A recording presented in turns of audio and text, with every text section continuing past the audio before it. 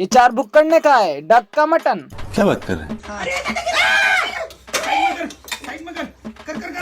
भाई क्या हो गया, प्लेट में ही तो डाल रहा है, ऐसे चिल्लाने की क्या जरूरत है? देखा आपने लापरवाही का नतीजा। निकालो।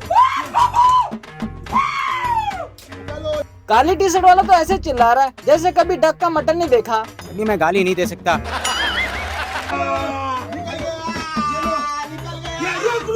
भाई वो तो निकलेंगे ही ना, कुकर से तो निकाला है। बात तो सही है। यही नहीं, अभी और सुनिए।